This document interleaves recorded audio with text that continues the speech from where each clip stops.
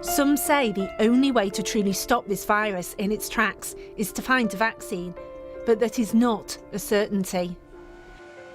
Just how fast can we do it? Vaccines have to go through several stages of testing before they're used on you and me to check they're safe and they're effective. First, you have to find something you think might work.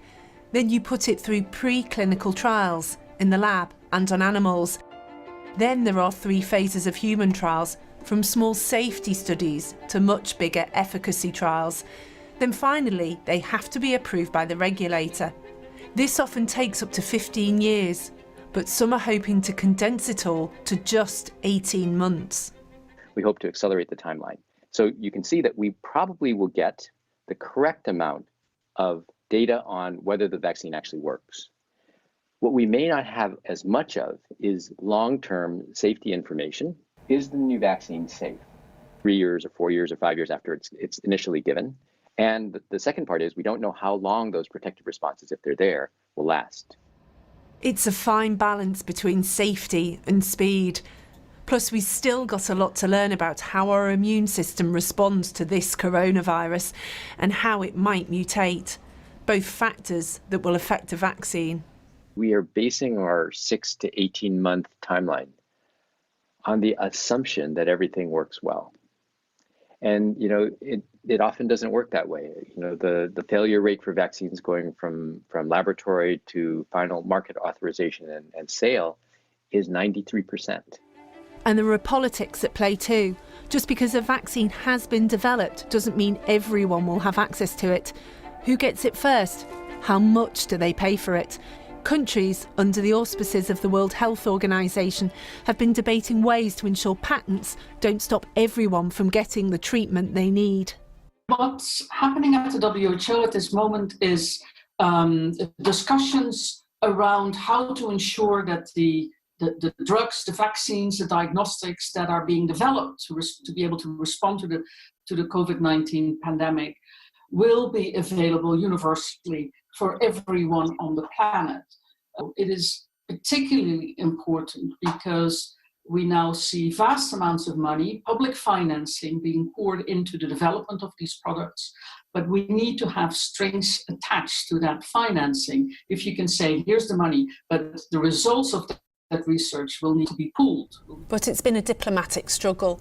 Newsnight has seen early drafts of the negotiations where countries with big pharmaceutical industries, such as the US, Switzerland and the UK, have been cautious about sharing the rights with others to freely use their discoveries around treatments and vaccines for COVID-19. Well, sort of the usual suspects that always make trouble, so to speak. As soon as the term intellectual property is used, they'll say, oh, no, we can't really talk about that because that will harm innovation or that will upset our pharmaceutical industry, or we really need a very different approach based on this concept of the global public good and the concept of solidarity. We understand the UK is now supportive of the WHO pushing for equitable access to and fair distribution of affordable essential health technologies and the urgent removal of unjustified obstacles. Some experts are worried that these declarations might end up being toothless because the stakes are so high.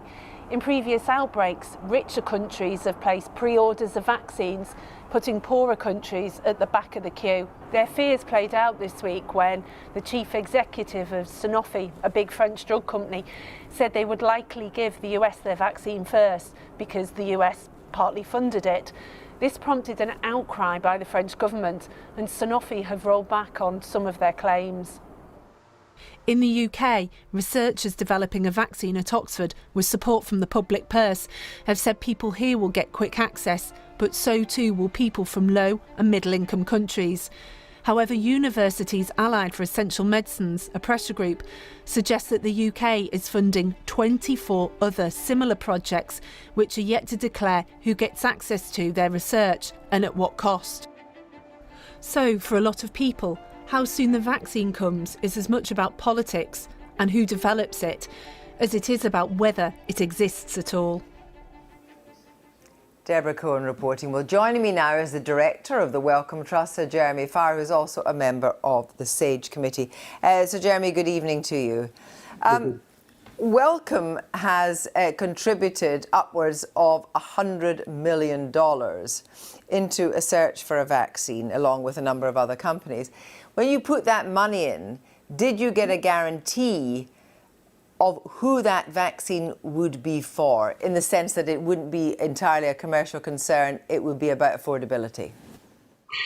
Yeah, this money that Wellcome put in, just to say we're not a company, we're a philanthropic organisation, but when we put that money in, it was alongside many countries, Germany, Norway, Japan, the UK, Belgium, countries all around the world, Mexico, Ethiopia, and the Gates Foundation, and it was put in order to pool resources so that we could advance a number of different vaccines for COVID-19 and actually some other diseases. But that we would ensure that when those vaccines were produced, if they were produced, that they would be available to everybody that needed them. And that's a prerequisite of the funding that comes under the umbrella of CEPI, which is part of this global movement to make sure that we have vaccines available for everybody. Yes, but given that there's upwards of 7 billion people in the world, I wonder, how you make decisions about, for example, I mean, it sounds such a crude thing to say, but the price point, because it's not free at the point of use. There has to be some question of a return for somebody. So how do you decide? Well, firstly, it does have to be free for use for the world at the point of delivery. That is one of the engraved principles that we're all working towards. Yes, of course, somebody has to pay for that. Somebody has to pay for the risk. Somebody has to pay for the research, the manufacturing, the distribution, everything that goes with taking science into a vaccine and then vaccines into vaccination. And that's what we're supporting. And in fact, most countries of the world are supporting. And there has to be a payment for that, but that is coming from a combination of the public resources, and therefore the public resources have to have a say in how those vaccines are used, and philanthropy. And yes, some of the expertise, a lot of the expertise of industry. If we think of this as us and them, if we think of this as philanthropy or governments or industry working in isolation on their own, we are going to face a horribly tense few months and years ahead of us. But you've got to bring those together. But that historically that's not always worked. And I wonder, when you look at the Sanofi case and you say, well, America puts money in, Donald Trump says, if we get this vaccine away, then it's America first. Are you really telling me that we're going to have some kind of incredible altruism that's going to break out into the world and affect everybody? I am, because actually it is altruism, it is a global public good, but it's also enlightened self-interest. Yes, that Sanofi GSK vaccine may go forward. I would say that the French government and indeed CEPI has funded some of that work in Paris that's led up to it. So this is not an American vaccine as such. The vaccine may come from Cuba. It could come from Russia. It could come from China. And actually, it's in everybody's enlightened self-interest, including actually the United States, to make sure that we pool the resources. And then every country has access to that vaccine through a pooled resource. Are you sure the White House sees it that way? Doesn't it depend? Sorry, doesn't it depend on who's in the White House?